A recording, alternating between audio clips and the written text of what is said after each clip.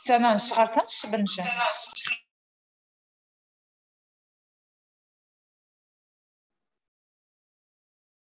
Болды. Естіліп жатқан жоқсыз? Армысыздар, кешірім сұраймын. Аузым жыбырлап отыр, бірақтан менің даусым естілмей тұр екен. Орта білім беру ұйымдар арасындағы өткен ұлы дала өркениеттерін қатысқандарыңыз үшін барлықтарыңыздан алғысым білдіремін. Осы 2 айдың ішінде балалардың осы қатысқан барлық мекеме басшыларына барлықтарына алғысымды білдіріп басым деймін. Бұл біріншіден. Екіншіден, осы уақытқа дейін неге сіздердің сұрақтарыңызға былай айтқанда жауап берейін. Әлеуметтік желіде өткен көп сұрақтар болып жатыр. Біздің үйлестірушілерге сұрақтар келіп жатыр. Неге бұлай, неге бұлай, неге олай емес деген секілді. Сол сұрақтарыңызға мен жауап берейін. Біріншіден, неге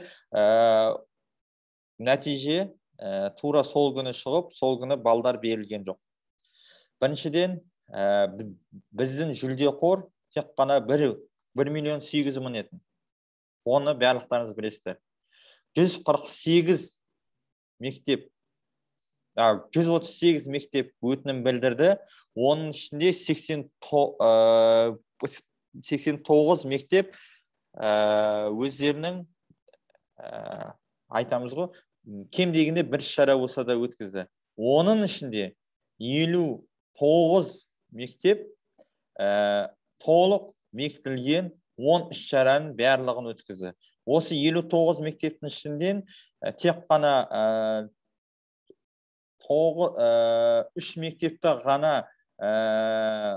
марапаттау, бұл айтқанда қаржылай сыйлықақы беру кішкене біз үшін өте бұл айтқанда әділетсіздік болады деп біз өзіміздің бұл айтқанда тобымызбен, командамызбен келісіп осындай неге келдік.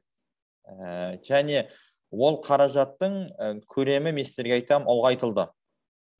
Ол қаражатқа біз министрлікпен ақылдаса тағы 300.000 қаражат қоялдық. Оған қосымша 150.000 теңге демеушілердің қаражатынан қаржы қосылды. Сол ішінде осындай ұйымдастыру кішкене моменттері болды, орын алды. Сол үшін күткендеріңіз үшін барлықтарыңызға рахмет. Енді ол нәтижелерді осы жерде қысқаша соңында айта кететін боламын. Кімге, қандай, қанша қаражаттан не үшін берілгендік туралы мен толықтай айтып шығамын. Негізгі байқаудың мақсаты Қазақстан халқының сабақтастығына, мәдениетін, ана тілін, ұлттық дәстүрін сақтауға және дамытуға, дәстүрлерді жаңғырту және дамыту проблемасына, ұлттық және мәдени бірегейлікті сақтауға, сондай-ақ жастарды өз халқы мәдениетіне, халық шығармашылығына тартуға жәрдемдесу.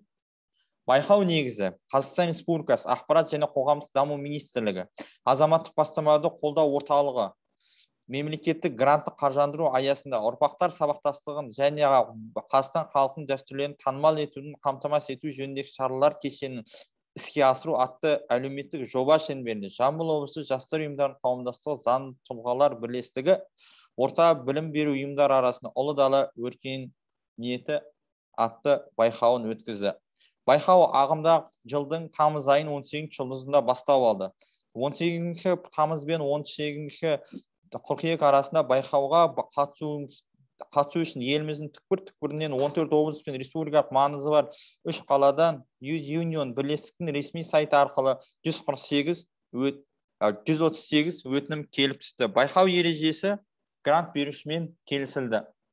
Білім беру ұйымдары ережеге сәйкес өтінімдер қалдырып, төмендегі әрбір іс-шараны өткізіп, әлеуметтік желілерге жариялап, ұлы дала өркениеттері хэштегімен белгілеу міндеттелген. Енді сіздер барлықтарың білесіздер, қандай 10 іс-шара өтісу керектігін. Мен енді ол жағына тоқталма қояйын. Ендігі сөзді, пікірді енді сіздерден білгім келіп тұр, өйткені жұмыс болғандықтан сын болады.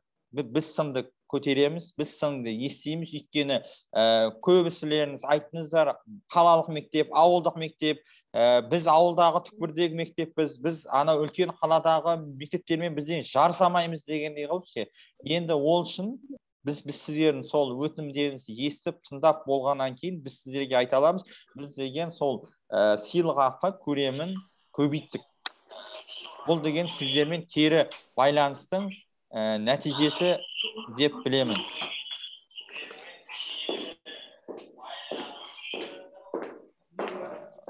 Дауыстарыңызды өшіріп тұрыңызшы деген сіздерден өтініш болған. Енді мен тағы да ескерте кетейін. Видеоны қоспай отқан адамдарды өздерінің көріністерін қаяқта кім екенін көрсетпей отырған адамдарды мен бұл неден шығарып отырамын конференцияда. Мақұл ма? Алдын ала барлықтарыңызға ескертілді, айтылды. Сол 59 мектептің ішінен енді бүгін нәтижесі белгілі болады. Кімдер қандай орын алған, кімдер қандай сыйлыққа жеткізе алған. Одан кейін тағы бір нәрсе айта кететін, алғыс хаттар мен қатысқан үшін берілетін алғыстар бойынша сіздер ұсымдарыңызды осы аптаның аяғына дейін өздеріңіздің үйлестірушілеріңізге бірінші басшының қолымен ұсыныс білдіруге рұқсат. Барлықтарыңызды ресми жариялаймын. Барлықтарыңызға рұқсат, соны білдіріп кері байланыс жасап. Бірақтан ол мектептер, сол 59 мектептің ішінен кіру керек, өйткені олар толықтай 10 шараның бәрін өткізген. Өйткені кейбір мектептер бар, 8 шараны өткізеді, 7 шараны өткізеді, бізге алғыс хат берді. Кешіңіздер, ережеге сәйкес бізде толықтай бас жүлдеге таласатын, сыйлыққа таласатын мектеп деп саналады. Ол толықтай 10 шараның бәрін өткізген мектептер, ұйымдар. Соны ескерулеріңізді сұрайын барлықтарыңыздан. Енді сөз сөйлеймін, пікір білдірем, өзімнің назым бар, ойым бар, пікірім бар деген нәрселерін бәрін айтыңыздар, өйткені бұл нәрсені мен деген осы видеоды әлеуметтік желіге саламын, министрлікке жіберемін, біздің жауапты тұлғалардың бәріне көрсетіледі, айтылады. Сіздердің жаңағы айтқан бірінші сіздер эссе бойынша өте көп сұрақ қойыңыздар. Неге эссеге көп балл беріледі? Неге басқа шараларда аз болып кетіп, эссенің балдар өте жоғары болып кетті, сол мектептер алдыға шығып кетті? Енді түсіндірейін. Эссенің негізі тақырыбы тіл мәртебесі, ел мәртебесі. Одан кейін оған әрбір бала, әрбір оқушы өз қолымен, былай айтқанда, қаламын алып жазу жазады. Ол еңбек. Ол деген эссе, ол деген жазу. Мен деген баланың, былай айтқанда, ережені жасаған кезде, баланың еңбегін далаға, былай айтқанда, кетіре алмаймыз ешқалай. Өйткені ол еңбек. Ол жай қатысы, былай көп адам болып отырған жоқ. Ол бала өз қолымен жазғандықтан біз олардың еңбектерін санауды, бағалауды дұрыс көрдік. Сол үшін эссеге біз әрқайсысына бір балдан беріп шықтық. Ол біздің қазақ тіліміздің мәртебесінің биіктігінің белгісі. Өтінім білдірем. Біздің негізгі мақсатымыз бірі, бұл қазақ тілінің мәртебесін көтеру. Сол үшін де біз деген осыған бір балдан бердік. Одан кейін жаңағы балдарды дұрыс есептелмейді, басқа деген осы процестің ішінде болды. Енді сол үшін де мен сіздерден Жамбыл облысы бойынша үйлестіруші ауыстырылды. Сол үшін де созылды, өйткені Жамбыл облысы бойынша сұрақтар менде өте көп болды. Өйткені неге бұлай, неге сен уақытылы самадың, неге бұның бәрі созылды деген мәселелердің бәріне біз қайта қарап, былай айтқанда жаңа үйлестірушімен жұмыс істеп, бүгін қағаздың бәрін, берілген құжаттардың бәрін қайта тексеріп, біз бұны балдарын қойып, одан кейін сіздердің барлықтарыңызға біз балдарыңызды келісуге жіберілдік. Бұндай нәрсе ешқандай, мен деген ойлаймын, конкурста басқада өзінің балын қойған біреуге келісу деген нәрсе ол бірде-бір жерде жария түрде, ашық түрде өткен жоқ деп мен есептеймін. Мен де екен түрлі конкурстарға қатысамын ғой. Бірақтан тура солай келсе, сіздердің өз жұмыстарыңызды өздеріңізге былай айтқанда біз көрсетуге және балдарыңызды қорғауға біз рұқсат беріп, былай айтқанда негіз салып отырмын деп мен ойлаймын. балға ешкімнің былай айтқанда ешқандай сұрағы немесе басқа айтары жоқ шығар деп мен ойлаймын. Міне осы екі сұрақ сіздерді барлықтарыңызды мазалаған. Енді сөз өздеріңізде. Кім бірінші сөйлейді? Қол көтергендер бар екен. Бірінші Исламбек саламатсыз ба? Аха, саламатпыз. Аха, рұқсат па екен мен бастасам? Айта беріңіз. Бірінші өзіңізді таныстырып кетіңіз, содан кейін ары қарай сөйлей беріңіз. Саламатсыздар ма, қайырлы таң, құрметті әріптестер. Міне қыркүйектің 10-нан бастау алған Ұлы дала өркениеттері байқауы қазанның 20-сында өз мәресіне жетті. Және бұл байқауға да біз Шу ауданынан 2 мектеп басқарып отырған Шу аудандағы Ермұхан Бекмаханов мектеп гимназиясы және мен басшысы болам. Байқауға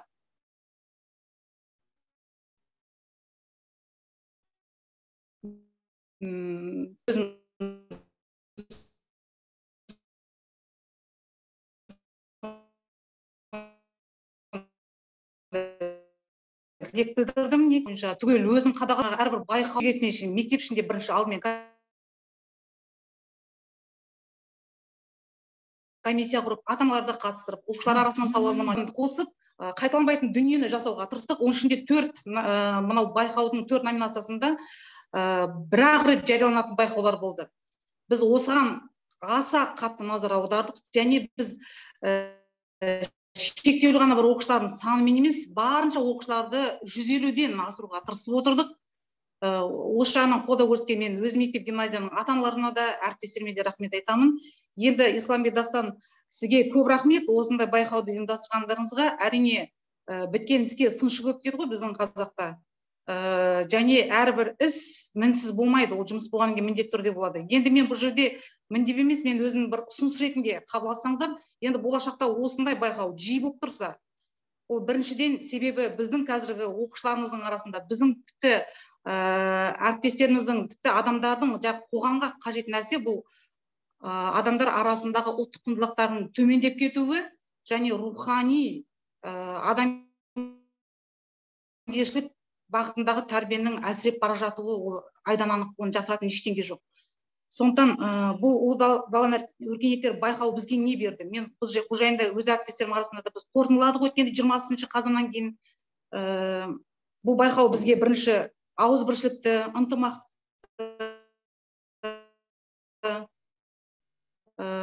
кез келген жағдайда біз бірге алатынымызды және біріккен кезде атылығы көп нәрсе оң жағына өзгерді. Ол рас, мен оны бір жылтырақ айтып отқан жоқпын. Қалай бар, солай айтып отырмын. Сондықтан бұл байқаудың енді бір кішкене кемшілігі аздап, мен ойлаймын. Жаңа сіздердің координаттарыңызбен еркін және әдеттермен мен өзім тікелей байланысты отырдым. Сол кезде мен жаңағыны бағалау критерий бойынша қарап отырған кезде кейбір мектептердің аса тым жоғары балл алып отырғанын қарап отырдым. Сонда мен мынандай сұрақ қойдым. Неге бұл мектептердің бағасы өте тым жоғары? Мен мысалы өзімде қарап отырмын, және бағаның жоғары алуына мен өзімде ықпал етіп отырмын деп.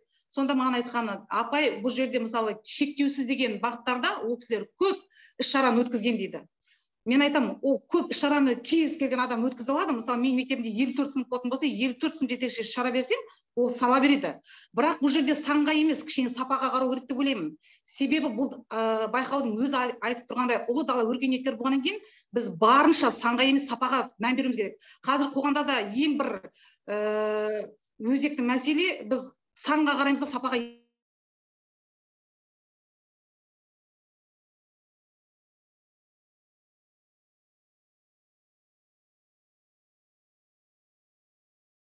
ешқашан қараған жерінде мен өзім бастап отырғаннан кейін әрбір сіздердің берген бағыттарыңыздың қойылған критерийлерін талапқа тоқтаңыз. Мен қазір әр бағытқа қойылатын критерийге сәйкес мен қарап отырдым. Мысалы, енді мен жаңағы әділ қаз емес, мен ұйымдастырушы емеспін, бірақ енді басқаларында қалай, басқа әріптестерімді қалай бағалап отқанын қарап отырдым. Мысалы үшін нағыз қазақ емес, нағыз қазақ домбыра деген жерде бұл жерде жазған сіздерде. Енді рахмет. қоғамдық орындарында және иә, сіздердің ол шараларыңызды көрдік. Ол шараларыңызды көрдік. Өте министрлікте көрді оны. Мен министрлікте жаңағы сіздердің Төле би ескерткішінің алдындағы ЖД вокзалдағы өткізген нелеріңіз өте красный, өте оларға ұнады.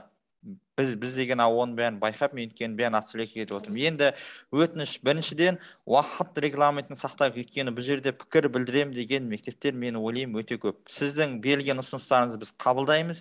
Жаңағындай сапаға, неге деген нәрселерге біз қабылдаймыз, оның бәрін ескереміз, оны біз өзіміздің жаңағы жобаны берген кезде есебін айтқан кезде біз деген оның бәрін көрсетеміз, өйткені бізге де ол ерекені біз де бәрін біліп бірдей туған жоқпыз. Біз де тура сіздер сияқты сол процестің ішіндегі ашық, жария түрде өтсін деген ниетте болдық. Енді осы жерде қол көтеріп отқан Шу ауданы Әуезов мектебі, Әуезов мектебі. Саламатсыздар. Мен есімім Назым Сағатбекқызы, Қарағанды қаласынан, нөмір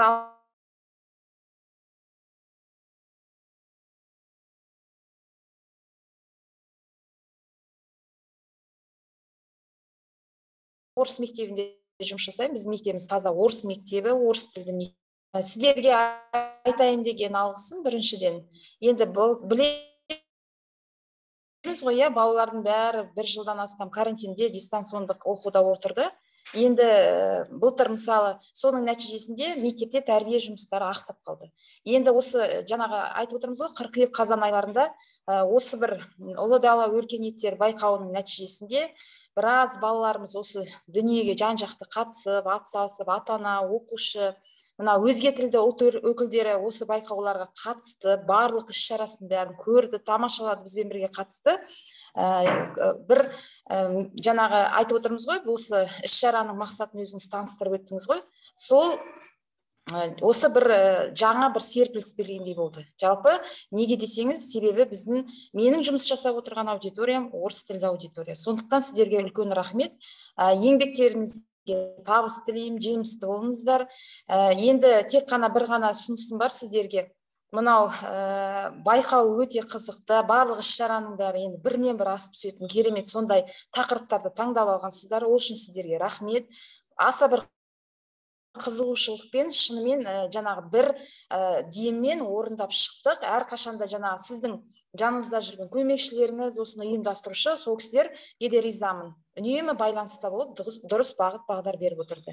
Тек қана енді бір ұсынысым, енді бұл байқау әрі қарай жалғасын тауып жататын болса, болашақта өтініш сіздерге қыркүйек айын алмасаңыздар, себебі мектептерде білесіздер, қыркүйек айы басталған кезде мынау жаңағы ұйымдастыру жұмыстары өте көп.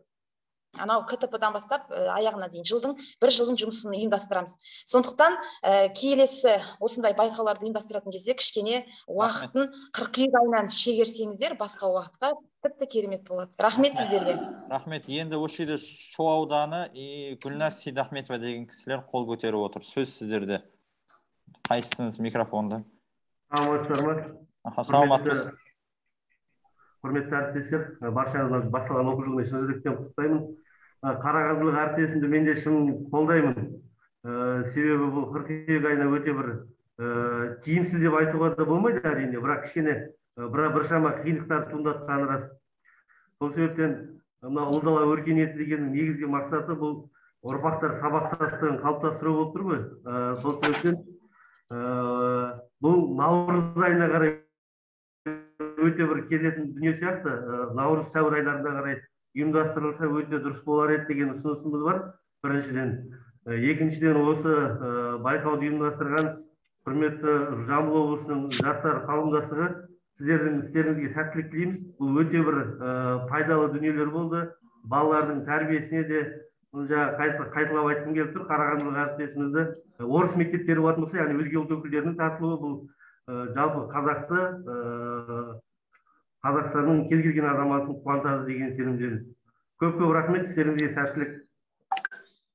Рахмет. Енді қол көтерген.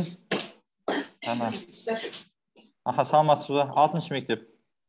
Мадина Елеусізқызы. Сәлеметсіздер ме, құрметті әріптестер. Алматы облысы Талғар ауданы, Талғар қаласындағы номері 6-шы Жамбыл Жабаев атындағы номері 6-шы орта мектептің директордың әдістемесі жөніндегі орынбасары Молдиярова Мадина Елеусізовна боламын. Жамбыл облысы жастар қауымдастығының ұйымдастырғанына іс-шарасы қыркүйек қараша айында өте барлықтарымызға деген үлкен бір балаларымызға, оқушыларға өте құнды мәліметтер болды. Біріншіден сіздерге көп рахмет айтамыз осындай іс-шара ұйымдастырғандарыңызға.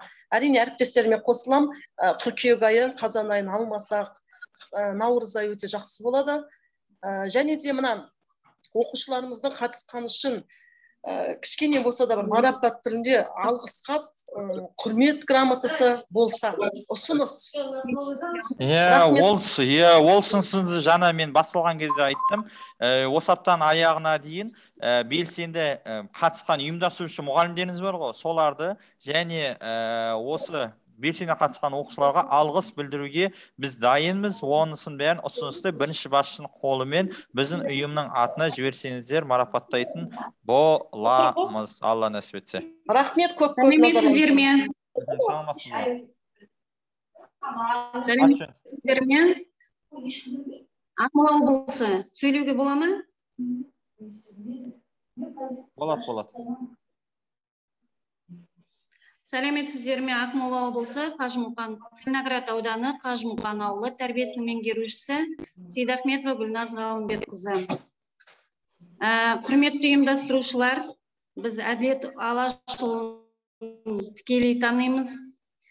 Мінекей біз көптеген іс-шараның куәгері болдық, іс-шараға қатыстық. Біз сіздерге біріншіден рахмет айтамыз. Екіншіден бізде мынау ереже келген кезінде қосымша ереже келді. Сол жерден біз қателесіп, алғашқы 10 күндікте біз барлық іс-шараны өткізіп тастадық. Бірінші қателігіміз болды. Содан кейін жаңағы сіздер айтып жатсыздар, адам санның жаңағы эссеға қаншалықты қатысты тіл мәртебесін көтеру мақсатында барлығының еңбегін бағаладық деп жатсыздар. Бірақ адам саны жаңағы әр мектепте әртүрлі болғандықтан бұған жан-жақты қарастыру керек еді. Осы жері сәл енді сіздердің тараптарыңыздан емес, жалпы бұл ойластыратын дүние екен. Санға да қараған дұрыс, бірақ сапаға да қараған дұрыс. Сонымен қатар енді қазір жүлде болғаннан кейін, дода болғаннан кейін ең мықтылар озады. Мынау қатысқандарға тек қана марапат белсенділігі үшін емес, 3 орыннан бөлек номинация бойынша сіздер марапат жасасаңыздар, номинация бер. Бұл республикалық көлемде болғаннан кейін әр мектептің еңбегі біргеленіп номинациямен марапатталса. Өте дұрыс, қолдаймыз, осы пікірді қолдаймыз. Барлық мектепте белсенділік деген ол семинарға қатысты деген сияқты жай. Рахмет. Пікірлеріңіз естідім. 59 мектептің бәріне бірдей марапат береміз деп айтамаймыз. Өйткені ол конкурс емес, ол тегін тарату болып кетеді. Енді бір-бірімізбен жарыспай, мен жаңа айттым, қосымша тек қана бірінші, екінші, үшінші орын емес, басқа да номинациялар мен орындар қосымша қаражат беру мәселесін біз шештік. Қазір оның бәрін аяғында айтамыз, бірақтан бәрі бірдей алмайды. Өтінішпен қарастыруыңызды сұраймын. Өйткені бәріне бірдей марапат беру ол деген мүмкін емес нәрсе. Ол деген болмайды. Енді Ақмола облысы сіздерге көп рахмет. Енді осы жерде қол көтеріп отқан Нұргүл деген кісі. Сәлеметсіздер ме? Қайырлы күн баршаңызға. Мен Нұр-Сұлтан қаласы номер 74 мектеп гимназиясынан жауапты мұғалімімін. Осы конкурсты ұйымдастырған жастар қауым алқасы сіздерге көп рахмет айтқым келеді. Конкурс барысында бізде де біраз өзіміздің жаңағы мектептегі өнерлі оқушыларымызды анықтадық. Ұмытып бара жатқан салт дәстүрлерімізде қайта жаңғырды. Осындай конкурстарыңыз жалғаса берсін. Жұмыстарыңызға сәттілік тілеймін. Айтарым тек қана сіздерге рахмет. Нұр-Сұлтан қаласы атынан осындай конкурстар болып тұрса екен деген тілектеміз. Ұйымдастырушылар, сіздерге мың алғыс. Аха, рахмет сіздерге. Енді Хиуаз Доспанов атындағы Батыс Қазақстан облысы, Орал.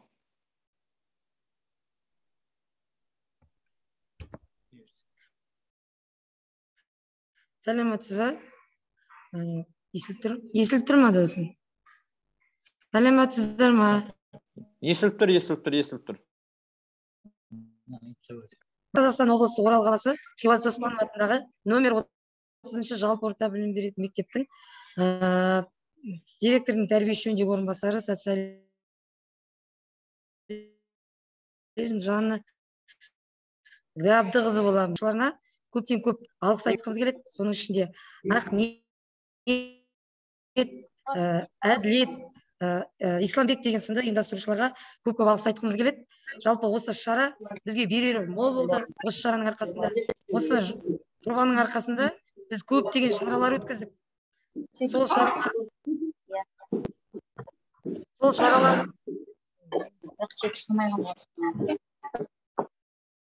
шаралардың арқасында жалпы біздің балаларымызға көптеген рухани тәрбие бердік деп ойлаймын. Жалпы осындай шаралар көптен көп ұйымдастырылып тұрса, осы шаралардың барысында мектебімізге, осы республикаға, облысымызға танымал көптеген зиялы қауыммен, яғни танымал тұлғалармен кездесу болып, балалардың жаңағы ұлтқа деген, жалпы өзінің тіліне деген, мәдениетіне деген үлкен жаңағы бір көзқарас өзгерт деген ойдамыз. Жалпы осы шараны ары қарай жалғасын таба берсе, жалпы осы шара, осындай шаралар көптеп ұйымдастырса деген ниеттеміз біздер. Сіздерге көп рахмет, алғысымыз шексіз. Рахмет. Енді келесі сөз кезегін Зарина деген аккаунт иесі сұрап отыр.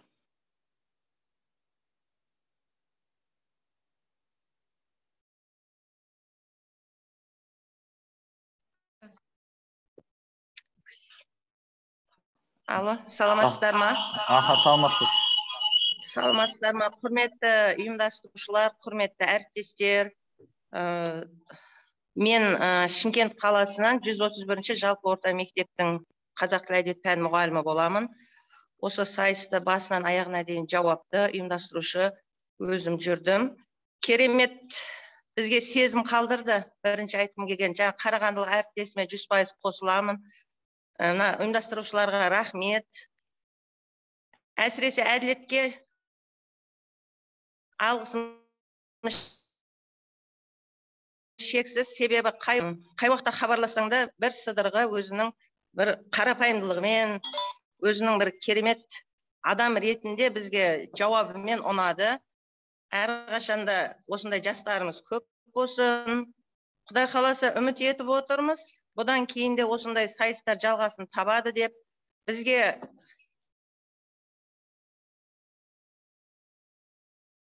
ерекше.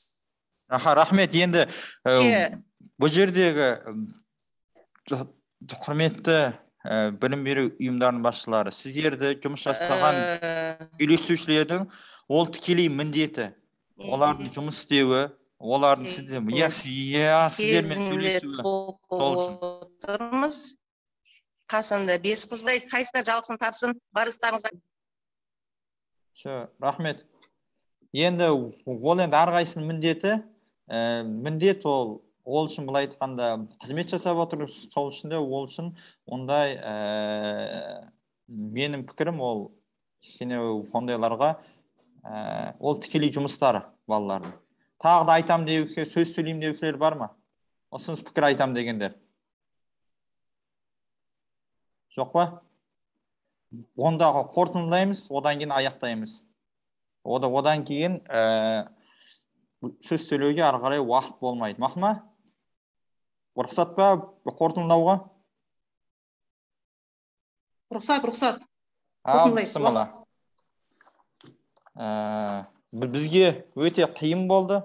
Және бұл алғыс дипломдардың бәрі біздің сайтқа ілінетін болады.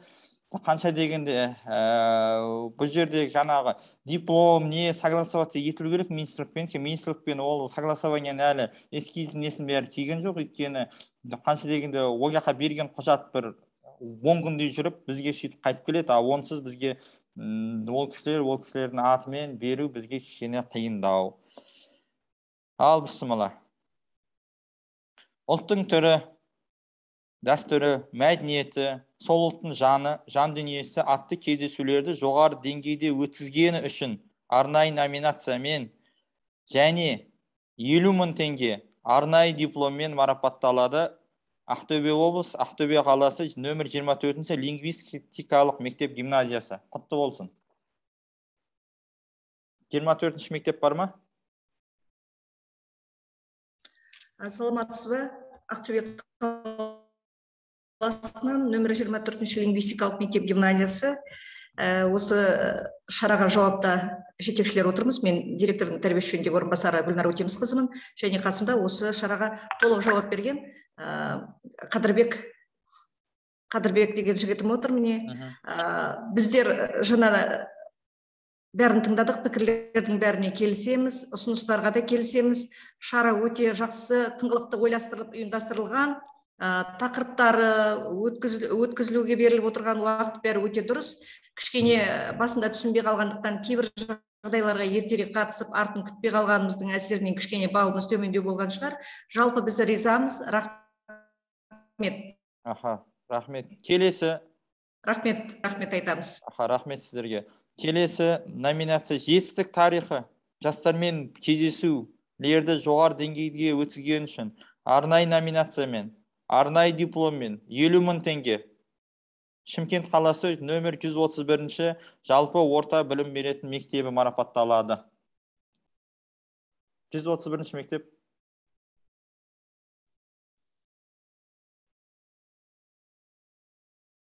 Бар ма 131-ші мектеп? Марапаттағандарыңыз үшін. Бар. Зарина, отырмын ғой мына. Бар. Рахмет. Келесі марапат иесі тағы да 50.000 теңге. Тіл мәртебесі, ел мәртебесі атты қазақ тіліндегі эссе байқауын жоғары деңгейде өткізген үшін арнайы номинациямен Жамбыл облысы Шу ауданы Мұхтар Әуезов атындағы орта мектеп марапатталады.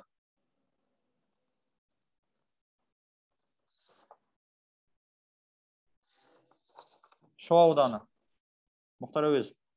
Исламбек аға, көп рахмет. Сіздерге тек қана сәттілік тілейміз. Аталған шара болашақта да болады деген сенімдеміз. Көп рахмет. Келесі енді жүлде қоры 2 есе көбейді. Енді одан да қызық. Енді 100.000 теңге. 100.000 теңгеге арнайы номинация ізденімпаз ұжым арнайы номинациясы бойынша 100.000 теңге арнайы диплом иесі Жамбыл облысы Ермұхан Бекмаханов атындағы мектеп гимназиясы марапатталады. Құтты болсын.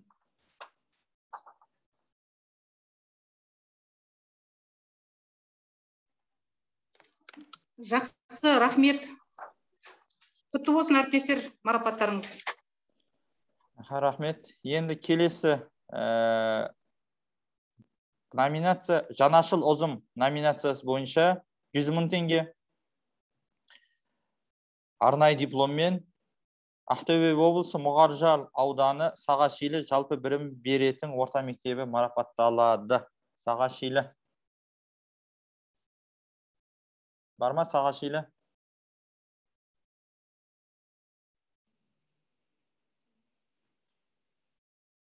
Сағашилі жоқ па? Сағашилі жоқ болса, онда келесі. Жоқтардықын бізге беріңіздер. Жоқ.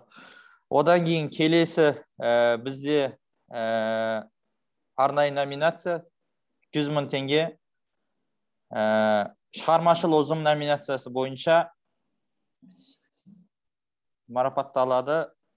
Алматы қаласы 148-ші мектеп гимназиясы. Құтты болсын. Сәлеметсіздер ме? Саламатсыздар ма? Саламатсыздар ма? Рахмет сіздерге, ұйымдастырушыларға. Көптеген іс-шаралар өтті осының барысында. Сіздерге де шығармашылық табыстар тілейміз. біздің ұжымның атынан үлкен жаңағы көп жұмыстар атқарылды. Бізде тілектеспіз осы шараның жалғасын табуына. Рахмет. Рахмет. Енді келесі, енді жүлдеқор 3 есе көп. 3-ші орын 300.000 теңге.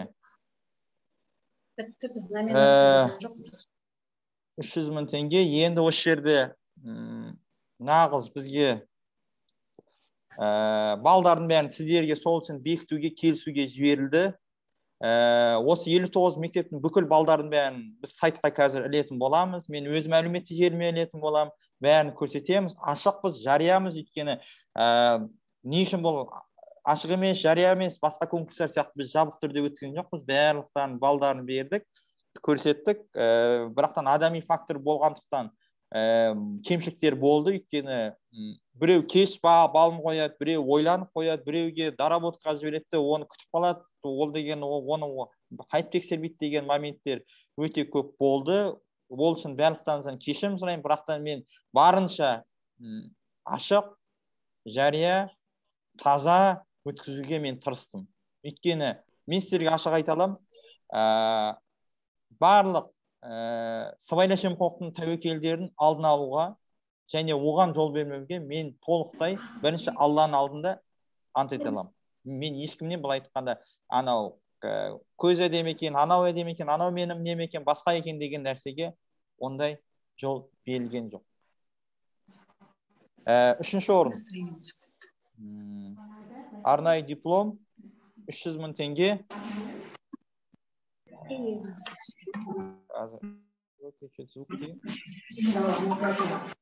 Қажымұқан мектебі сіздің. Қазір тағы бір кісінің дауысы естіп кетті. Енді 3-ші орын. Созып нестемейін, енді ауылдық мектептерде жоғары орын алды. Ауылдық мектептерде марапатталуда. Бұл жерде қала ауыл деген бөлініс жоқ. Сол ішінде 3-ші орын 300.000 теңге Батыс Қазақстан облысы Орал қаласы Хиуаз Доспанов атындағы нөмір 30-шы жалпы білім беретін мектебі марапатталады. Хиуаз Доспанова. Хиуаз апамыздың елге, елдікке жасаған батырлығын біз бәріміз де білеміз, мойындаймыз. Хиуаз Доспанова. Сөйлейін. Саламатсыз тағы да? Көрініп тұрмыз ғой да? Енді барлық бүгінгі қатысушы жеңімпаздарға номинация алып жатқан әріптестерімізге барлықтарына құттықтаймын шын жүректен. Исламбек мырза, сіздерге көп-көп рахмет. Осындай ел мәртебесін бізді оқушылармен қарым-қатынасымызды нығайтып, осындай әдемі конкурс ұйымдастырғандарыңызға біздер өзіміз өте қуанып отырмыз. Сіздердің ұжымдарыңызға шығармашылық табыс тілейміз, және де Тараз, Жамбыл облысына біздің әріптестеріміздің атынан сіздерге көп-көп рахмет. Рахмет. Енді 2-ші орын. 2-ші орынды алды бізде арнайы диплом 500.000 теңге. 500.000 теңге иесі Тараз қаласы Бауыржан Момышұлы атындағы нөмір 45-ші қазақ классикалық гимназиясы. Құтты болсын. 45-ші мектеп.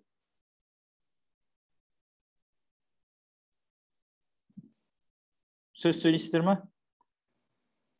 Әлде жалғастыра берейін ба? Үнсіздік. Енді 1-ші орын 1 миллион теңге. Барынша мен өзім есептеймін. Әділ өтті. Біріншіден. Екіншіден, негізі 3 орында Ұлы Отан соғыс ардагерлерінің атауымен аталған мектептер жеңімпаз болды. Және бұл мектеп қалада орналаспаған, орталықта орналаспаған. 1-ші орын арнайы дипломмен 1 миллион теңге. Жамбыл облысы Меркі ауданы Иван Трубицын атындағы нөмір 17-ші жалпы білім беретін мектеп гимназиясы марапатталады. Құтты болсын.